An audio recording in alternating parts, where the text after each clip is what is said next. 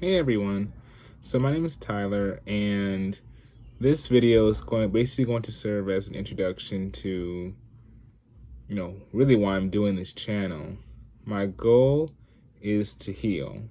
Um, Through the past couple of months, I've gone through a life-changing experience where I let stress and trauma build up so much that it literally had a physical effect that drove me crazy. Um, I was so stressed out and just irritated, chronically, to the point where the muscles in my neck and my shoulders were just tense 24/7 or at random or for no apparent reason. They're tense now, and I had no idea why. And,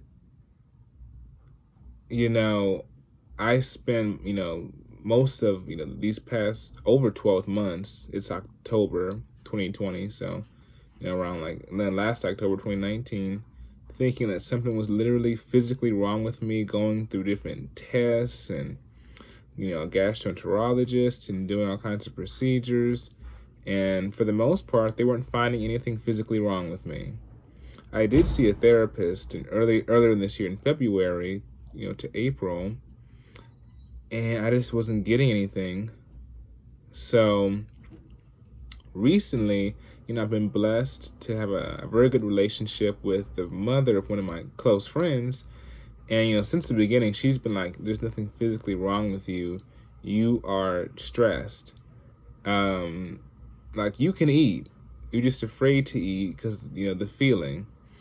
And, in my 23 years of living, fear has definitely held me back from doing a lot of things that I could have gotten done already.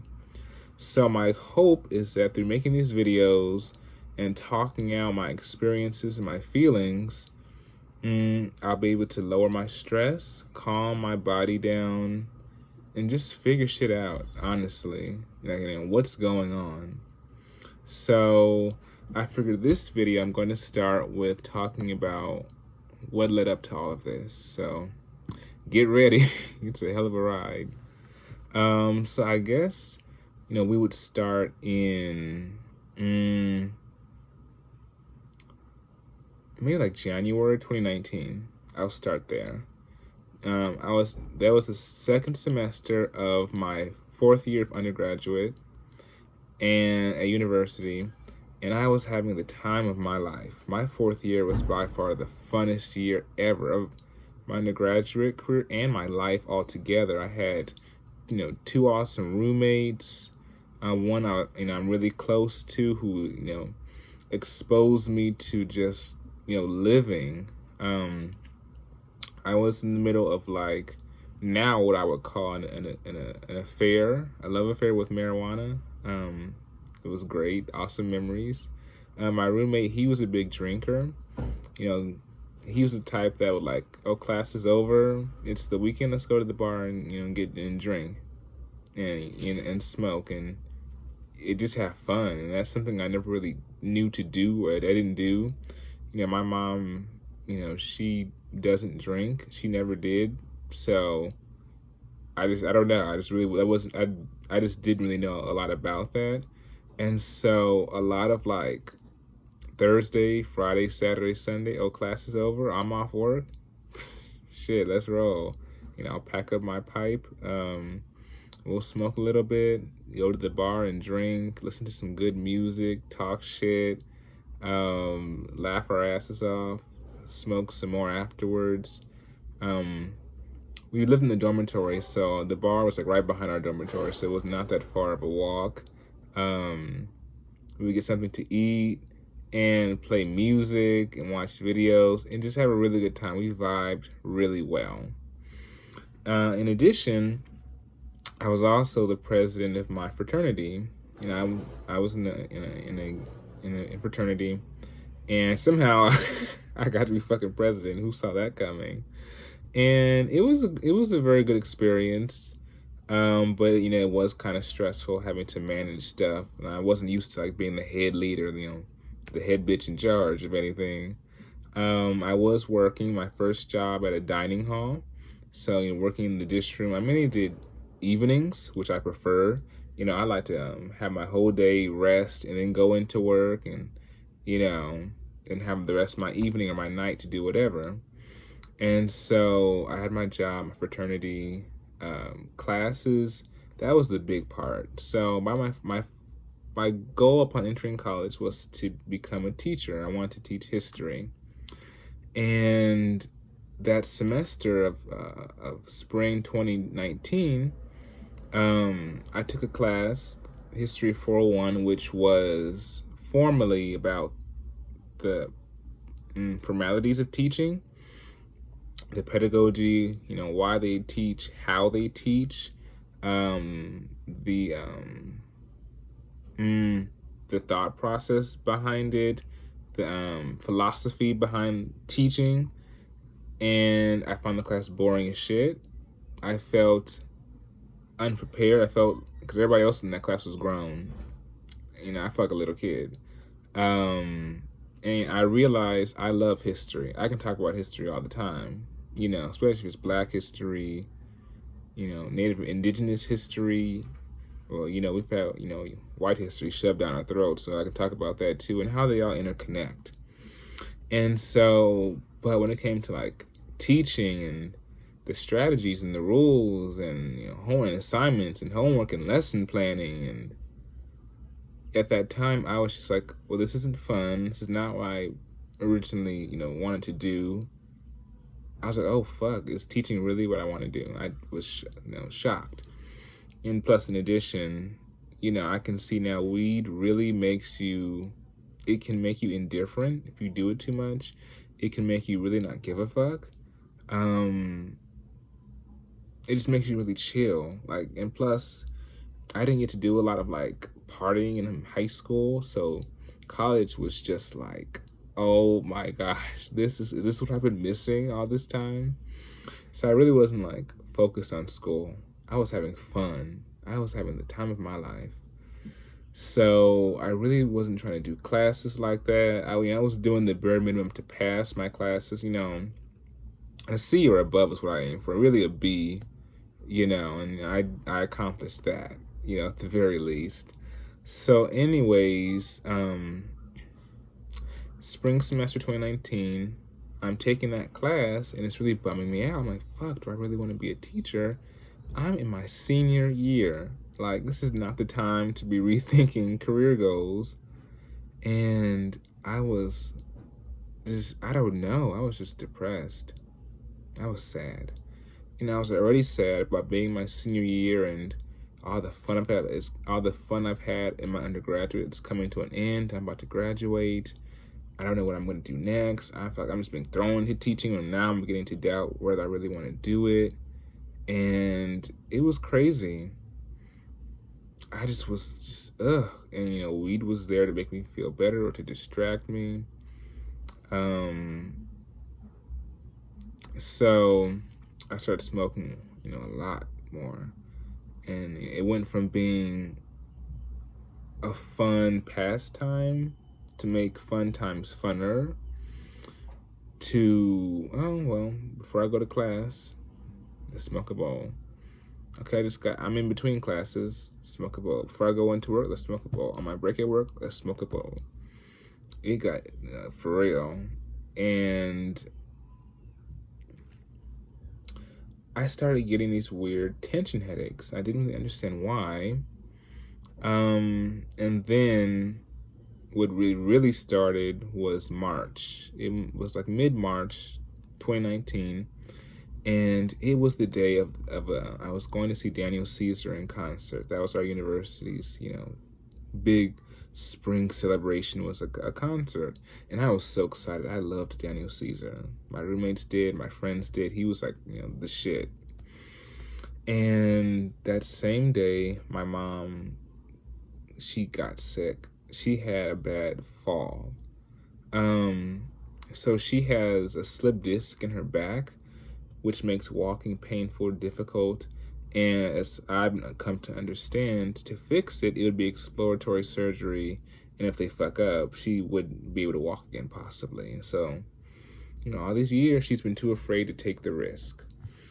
So, I guess it was pressing on a nerve, and so sometimes randomly her legs would just give out, and so she couldn't walk, and she was on the stairs, and she had to go to the hospital, and it's just me and my sister to take care of her, and my sister lives way out in the valley, so I'm the first responder for everything. And so, thankfully our neighbor was able to get my mom to the hospital. So I had to get dressed, because it was Saturday. So Saturday I don't have work that day, no class. I'm in bed chilling till 11. So I gotta get up. I'm like, what? I had to get dressed, go to the hospital. I'm on the bus because I didn't have a car then.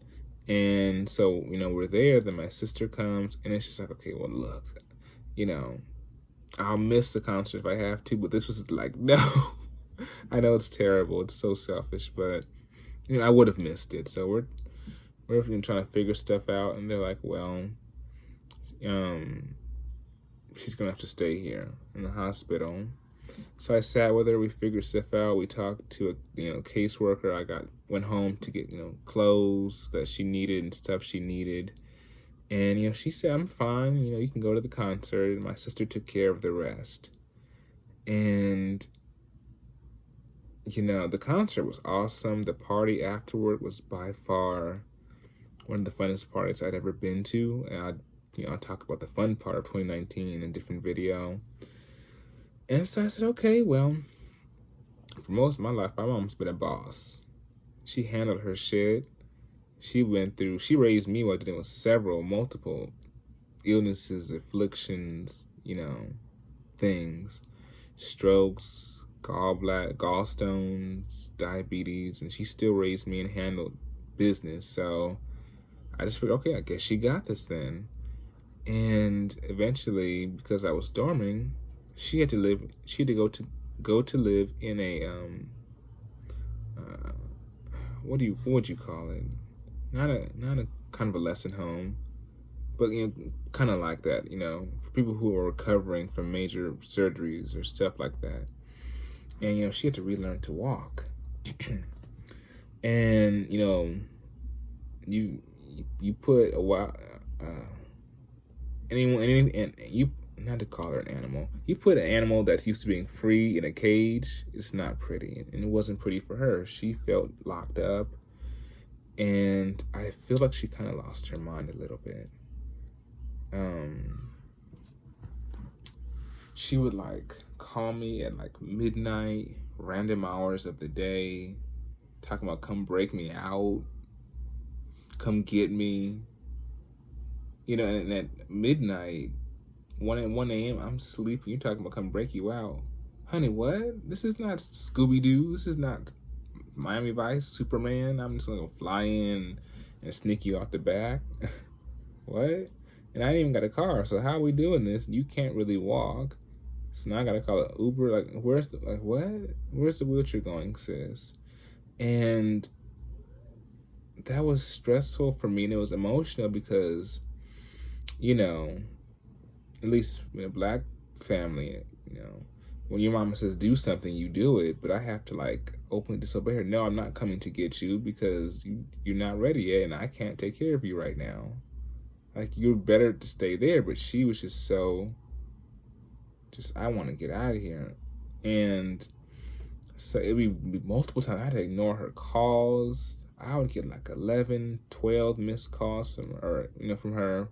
And she would leave these nasty voicemails talking about how she's been too good of a mother to me for me to leave her there and to do this to her and this crazy stuff. She really lost her mind, a little bit. That was deep. That was deep. It was just awful.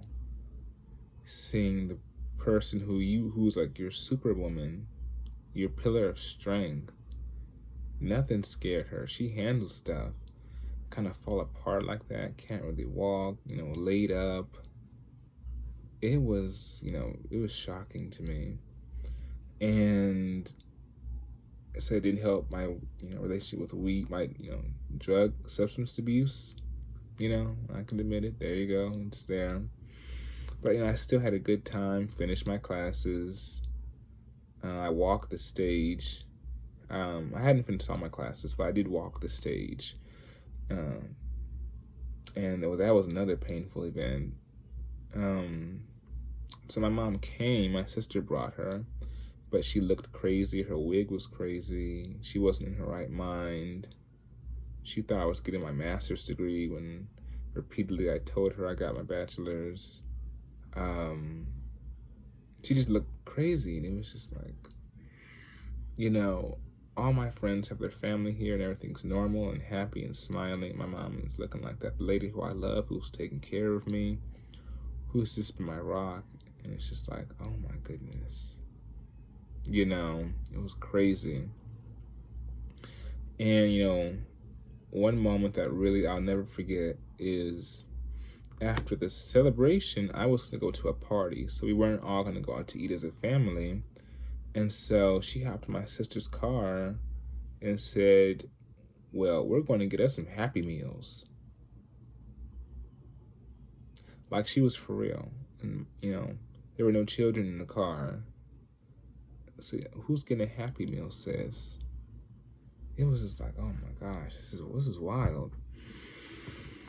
And so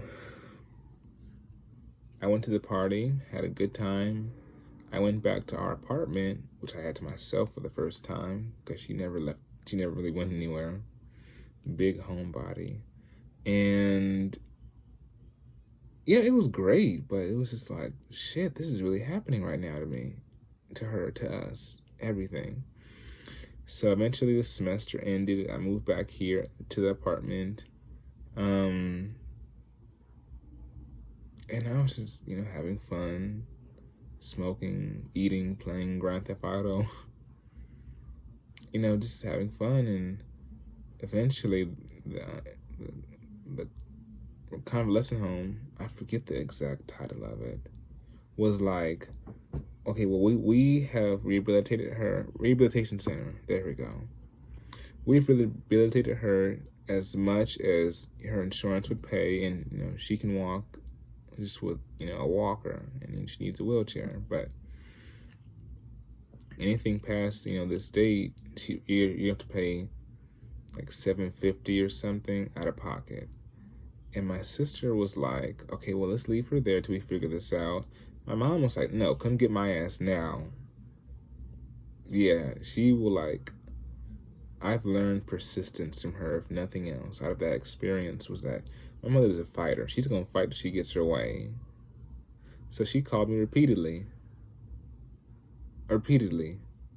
come get me, until it's like, okay, my sister's saying leave her. My mom's saying come get her. What do I do now? To be honest, you're used to listening to your mother and doing what she says, but my sister has kind of been like a second mom. So it's kind of like, So eventually I caved in, and I came and got my mom, called an Uber, and we figured it out. And it was such a contrast when she first came in, because she was so happy to be home, to be in her own space again, her own bed. And I was miserable because, she never went anywhere. And dorming was the first time I really got to have my control of my own life, go where I want to go without, where are you going, how you getting there, when you getting back, who are you going to meet, what you're going to do. And so that independence kind of got taken away from me, whether I wanted it to or not. And I had to take care of her, and I was not prepared. I didn't know what to do. Another thing, my mom, she handled everything. She really, she was a believer, if you want it done right, do it yourself. And so I really didn't have to do a lot growing up. So all of a sudden, having someone constantly calling your name, every time you sit down, they're calling you for something else, annoyed the fuck out of me. And that's, I guess, your mama. You take care of this woman who raised you, who gave birth to you. But it's like I'm worn out, I'm frustrated, I'm irritated. My life as I knew it, you know, was changed, and it really wasn't going back. It was like, fuck, like, my friends are they're having a fun time. It's the summer and I'm sitting here.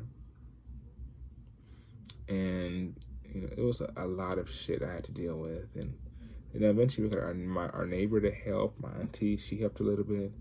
But, if it's midnight and she needs help getting to the bathroom, you're on call, sis. Get up. And so I was just irritated all the time. Every time she called my name, needed me to do something, I had an attitude. I really hated life. I hated how things were going for me. I hated always, being the one with the sickly parent, having to take care of her. And in addition, she still wants to know where you going, what you gonna do, who you with. Like, get out of my business. Like, shit. I was just so used to, being in college and, doing whatever. Now I'm back to this again. So, 5 o'clock, she would go to bed, or she would lay down, and I would go out, smoke, walk around. I had a really good friend of mine who I would go over his place. We would get high, watch, TV shows. We would cook, listen to music. And it was so fun. He was just like my escape from it all. So I had that. That was summer 2019. My addiction to weed got really bad. Like, a lot of my money went towards that. I stayed in that dispensary all the time. And it got to the point where if my mom knew, I didn't even really care. I would spray cologne to disguise the smell, but it was what it was. Like, look. And so then fall 2019 of school starts. Now I have to commute, and it felt so lonely. Dorming, it felt like I was in a part of a community. But now I have to get up in the morning, take care of her, catch the bus, 2-hour bus ride, or on the train. Gonna go to class, and then go to work and then go home. And where I live, I really don't know anyone. We really just all keep to ourselves. Excuse me, especially people my age. So it just felt so lonely. I felt disconnected. I felt like, the nigga from the hood who's going to this white establishment with all these nicely dressed kids, and I smell like weed. I really don't feel like being in class. I don't feel like dealing with this. I have a hellish experience going at home. I really wasn't focused on school classes. And as I was walking, maybe I guess I should backtrack. July 29th, 2019, I was depressed, and I was, I got a bunch of cans of Angry Orchard ale after dinner, and I went to the park in the evening, watched the sunset, and got fucked up. I went back to my, and I guess I drank too much, and maybe the alcohol was bad. I went home, I had a bad stomach ache. I just passed out on my bed. My stomach felt awful. And then I woke up in the morning and threw it up. And it was like, what the fuck? And so then that was the last day of July, really. The whole month of August right after, I had really bad acid reflux. And I'd never had it like that. It was up to here. I was like, what is going on? And, I guess that really damaged my throat. So then the school semester starts, what I previously, said already. And as I'm walking to the bus stop or what have you, I'm noticing I'm having trouble breathing. Usually breathing comes naturally. You don't have to think about it, but I'm having to think about it. In addition, I'm smoking weed way more, to the point where if you do it too much, it can make you paranoid. And so I was getting paranoid, and I have a thing about height, so going on the train and it goes up at some point, I was like, oh my gosh, I literally almost had a panic attack. And so it was like, okay, shit's going way off the rails. You know, all my friends lived in Long Beach, I lived in Compton, so it was just like, I just felt really alone. And so eventually I started noticing I had trouble swallowing solid foods. I really couldn't swallow food. And I was like, well, what is that about? I've never experienced this. I could not swallow food. And eventually I just stopped eating food, or a lot of it, and it was really confusing, and it was exhausting. And I was just like, oh my gosh, this is so much going on at one time here. So I stopped going to class eventually. I would just hang out at the park or listen to music, and or I'd go to the library and watch different TV shows online until my friend got off work, and I would go over to his place and, you know, do what we do. We would smoke, watch TV, cook. He was an awesome cook. We had a good time. Drive around, walk to the beach. We became very close. It was a fun time, but it was just like things are falling apart. But I'm high, so hey. And so it got to the point until, well, if you don't eat but you're high, it makes you sensitive to the cold. And my friend lived in El Segundo by the beach.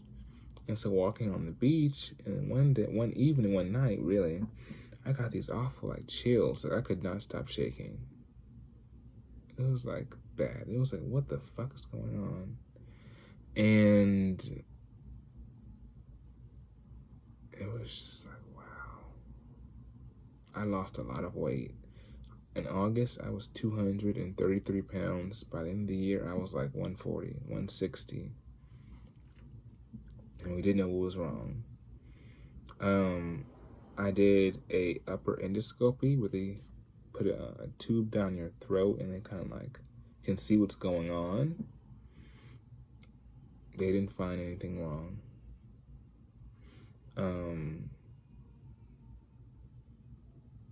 Maybe like Christmas Eve, they did a barium swallow test where you swallow contrast, and they do an x-ray and they can see how your throat looks when you swallow.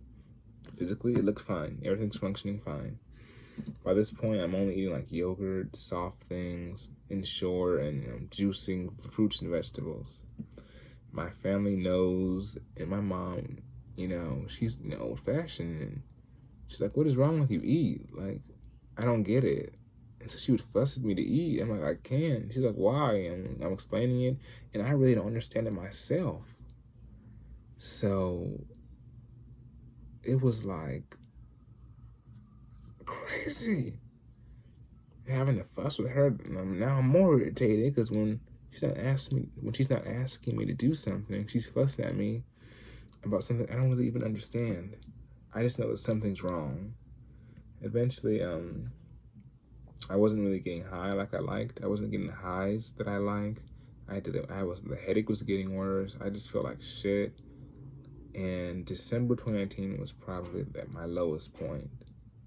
I would just lay in bed, cry, like, don't talk to me, don't look for me to do anything, leave me alone. And I really just thought I was gonna die. I wanted to die. I wanted this to be over. This is shitty. Life is not fun. And my auntie, she called me, and she's an evangelist, in a Baptist church, black people. And so she called me, and she prayed with me, and I started watching Joel Osteen, what's the one? Joyce Myers, T.D. Jakes, and I started, developing a relationship with God, which I never really took seriously before. And it was relieving to know that this isn't some random thing happening to me, that God has a purpose and a plan in this, and that this is a controlled situation that will eventually come to an end. This won't go on forever. But eventually I just couldn't do yogurt. I was just living off of Ensure and whatever I juiced. It was crazy. I really couldn't walk too much, too far. I just would sit with my mom, do crossword puzzles and word searches, and just try to keep it together. I missed out on like eating Christmas food, Thanksgiving food. Then 2020 rolled around. Oh, even Christmas. Christmas was really bad because I had gotten so fed up with my mom's fussing at me that I just left. It was cold. I had nowhere to go. I said, well, I'll just go watch a movie. I didn't even tell her where I was going. I said, just leave me alone. And I went to the movie theater, and the line was long. It was cold. I was getting the chills again because I hadn't eaten. And it was like, okay, well, this is not gonna end well. But thankfully, my very good friend, she let me come over to her house, and I spent the day with them, and it was great. I mean, it was fine. I loved them so much for taking me in, for really helping me through the ugly parts of this journey.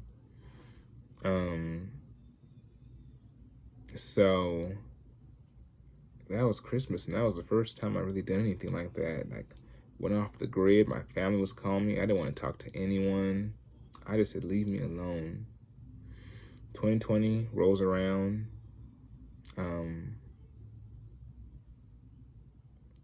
We still know what's going on. I'm doing treatments. Nothing's working. Eventually, I got a car. That whole day, January 10th, that was 2 days after my birthday. And I went into the hospital to do a manometry, which is where they take a catheter, put it up your nose and down your throat, and they test how, the tightness in your throat. So basically, we have two sphincter muscles in our throat or our esophagus that keep acid down in our stomach and food, down or from coming back up. And that procedure was so uncomfortable. Like, having something that far up your nose, it felt awful. And I couldn't finish it. I couldn't do it. And I was so devastated. Like, no, this is going to go on longer. We really not going to know what's happening. And so that same day, my sister was like, you've been looking for a car for the longest. I've been working crazy shifts, that previous year to save up for a car. And we're going. She took me to a Hertz dealership, and I just got a car. It was a used car, but I could afford it, with a car note and whatever. Yeah, I got a car, which is great. It was a great feeling. But my mom was like unprepared. Parents, I guess they worry about their child driving. People drive crazy on the streets and car accidents and everything. The worst goes through their heads. So she would be like calling me all the time. Are you all right? Where are you at? It's getting dark. Once again, like, get off my dick. Shit, leave me alone. So that was stressful. And then I went back to school to finish my bachelor's degree. I still didn't feel good, and I really didn't want to go. But, look, you gotta do something. So I did. I went back. I would drink bone broth in the morning. I would have an Ensure, drive myself to class. Between classes, I would sit in my car, rest, watch, shows on Hulu or on Amazon Prime on my phone, and just chill out. Watch a sermon, try to pull it together, cry. I cried so much. I cried more during that period of time than I did the previous 21 years of my life. Except, I guess being a baby, but, who's counting that? So, I would go to work, and people would, like, watch me lose weight. I couldn't, like, lift boxes and, do my job like I used to. It got so tiring to where, like, at some points, I didn't have the energy to put my one foot in front of the other. It was all I could do. I had to call on the Lord, and to say, fight, keep going, and to put one foot in front of the other when I was so tired. People thought I was crazy talking to myself. I was like, well, look, I have to get through this shift. And I did. Every day, every evening that I had work, I got through it. And that period of time really showed me two things. It completely destroyed, that sense of invincibility that we tend to have in our youth, that no matter what happens, we'll be okay. It's like, no, you can actually die. Like, life is what is crazy. And it also taught me that bad things happen to good people. I'm a good person. I'm trying to do these good things, and this health affliction is still going on. And it was like, fuck. Like, take my money. I don't care. Take it all. But please fix me, Lord. And it kept going. I went back to church. And that was really the only peace I had. About as close to peace as I was going to get was going to church, listening to sermons, going to other churches, singing. And I would get out of church and sit in my car and just cry my eyes out. I can't eat my grandma's food. And my mom was crazy sick. And it was just like, I would just cry. It was wild. And scream and cry. It was like, what is going on? I never screamed and cried at the same time. It was wild. And no one really understood what was going on. I didn't. And then coronavirus happened, and it's like, what? All of a sudden, I'm doing classes at home, which I loved. I was glad about that. I can just chill at home and not worry about having to get up and drive and parking and walking miles to get to class. Sign me up, deuces. So it was difficult. I didn't always feel good, but I did it. Classes, the assignments, the essays. And then, late March, my doctor prescribed me nortriptyline, which is like an antidepressant. But the nerves in my throat were so crazy and active that it calmed it down, which was great. And I felt more comfortable to try eating something, so I tried cream of wheat, and that was the best thing ever. I was able to eat that, and then grits. I never really had either of those two growing up, so I was like, what have I been missing? This is great. And so I would eat those things, and I felt, stronger. I stopped losing so much weight. And I finished my classes. And I really enjoyed them. But it was just like, shit, all my friends are living their best lives. And I'm sitting here feeling like an invalid shut up in the house. I got my degree, but it was like, I don't really care. I'm not well.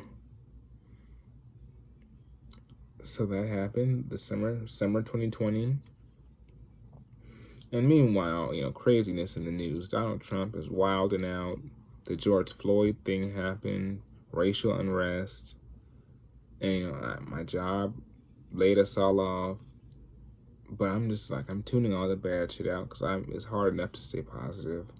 So it was just, I'm just trying to keep it together. With my friends, Megan, Afriye, Ronald, my family, my other friends, I'm forgetting to mention right now, all of you guys were my beacon of just light, of hope, of it's going to be okay, of you're fine, you look great, keep going, you can do this, we support you. I couldn't have done it without them. I really appreciate them. For those of them who see this video, thank you. Your help, your support, is priceless. And it strengthened me against fear of stuff, because I got to do it anyway to figure this out. It strengthened me to keep going when things are uncomfortable, to sit in the discomfort and keep going. To just calm down and help me like breathe and calm down. I've always had this fear of throwing up. Like always been like, I just don't want to throw up. It's like an awful experience that I don't enjoy going through. And so when your throat and your stomach are all fucked up, it's just like, you never know. But I had to calm down and be like, okay, let's think rationally about your fears. If you throw up, what's the worst that's gonna happen? I feel shitty for, a while, then it'll happen. And as soon as it starts, it's over and you feel better. And you move on. So I had to face some fears of mine and like just think practical. And I took up painting. And I listened to like relaxing new types of music. One of my coworkers, he listened to what you might call indie rock. The main band he would play when he would drive me home would be Turnover. I love this band now. And at first when he would play it, I'm just like, turn this white boy music off. But, I got into it, and, they're kind of like, I won't say angry songs, but very expressive of anger and regret and peace and happiness and all the range of emotions I was experiencing. And I really connected to their music. I listen to them today. I really, really enjoyed it. And some discovered new types of music I wouldn't have listened to. So I was figuring it out. August, I tried again to do the manometry, August 2020, with the catheter up your nose. I tried like 6 attempts. It was too much. I went home, cried again. By this point, I'm not really smoking anymore because it's just uncomfortable. Obviously, I'm not drinking. I'm not eating anything except cream of wheat. I'm not really going too many places, talking to my friends. I'm basically ghosting them because I just don't have anything to talk about. My throat gets tired talking for too long. And I don't know. In my mind, I was just like, I'm sick, I'm going to get well, and then resume my life as it was. But obviously it's not going that way. It wasn't going that way. So, but those who really loved me harassed me until I pick up the phone, and I'm glad that they did. Thank you, Brandon. My other fraternity brothers, my friends. Thank you. So, late August, I had a barium swallow test again. That was by accident. That wasn't even supposed to happen. But I did it, and the radiologist said, we think we found something. A lump or a mass in your throat that may be the cause of your issue swallowing. Hallelujah. Thank you, Jesus. At last, something's. For anyone who people don't believe you, but something's wrong with your body, I feel you. I've been there. Because, I know I'm not crazy. That's the most frustrating thing ever, when you know something to be a fact, but people can't see it, or don't believe it, or don't believe you. And you're just like, well, am I crazy? Like, what? So, I'm like, okay. Now what? So we scheduled to have a CT scan and take an x-ray of my chest and my neck. They did it. It showed nothing. Oh, you're fucking with me now. You're really fucking with me. I done prayed on my head, on my side. Crisscross applesauce. In the morning, at night, in the car, in the house, in bed, the shower, walking. I've just been, And you tell me that? That was like 2 weeks ago.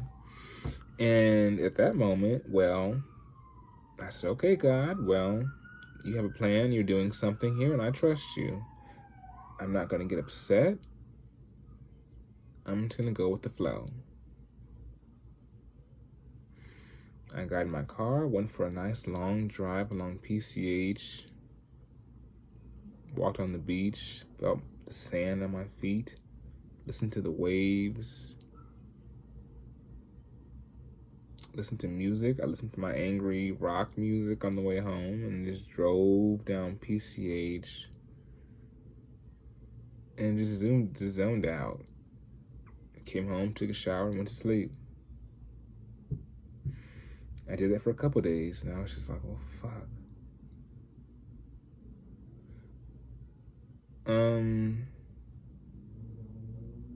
Eventually, though, I got enough courage to try yogurt. I tried yogurt again, which I hadn't really had since early August, and it was fine. And so then this past weekend, I went to Leimert Park, just to go shopping, support my Black businesses. This is about Black colleges. You can't see it because it's backwards, but it's from a support HBCU's website. Anyway, and so I got on the topic with one of the vendors, this Black lady, about my health issue, and she directed me to a woman named Barbara O'Neill. So a white lady from Australia. She's on YouTube, and she's all about natural ways to heal the body's ailments. She's a big proponent of the body can heal itself.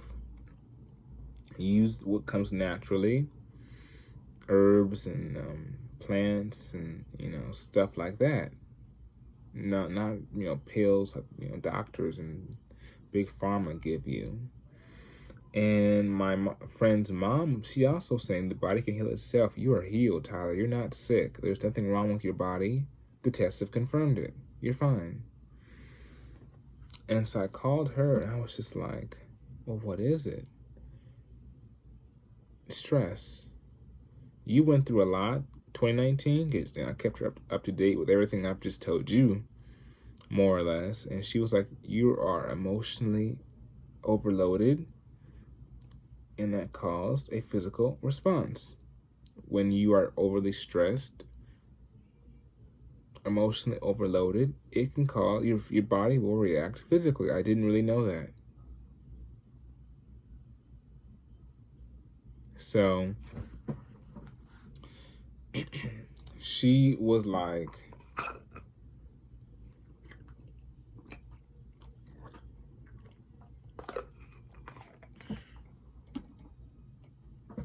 we're gonna have a talk. We're gonna break this down, because the only issue is you have a fear of eating. You're afraid to eat again, but you can't eat. Nothing's wrong with your body. We had a long talk, and she said, make it easy on yourself. Try. I had tried oatmeal a couple of days previous, and it felt awkward, sliding, oozing down my throat. It didn't feel right. I didn't want to do it again. But she was like, you need to believe, and you will declare, I will eat. I will eat what I want to eat. My body is fine. Until you believe that and use your faith that you've been cultivating this year, it's not going to happen. Believe it. And I repeated it to myself. We made a plan. For 28 days, for a month, you're going to work on reintroducing food besides cream of wheat, and yogurt. So I tried oatmeal. I just put the packet in. I used milk and heated it up, and I ate it, and it went down fine. Of course, my jaws were tired. They weren't used to chewing a lot. But it went down fine, and I was just like, are you for real? I was mind blown.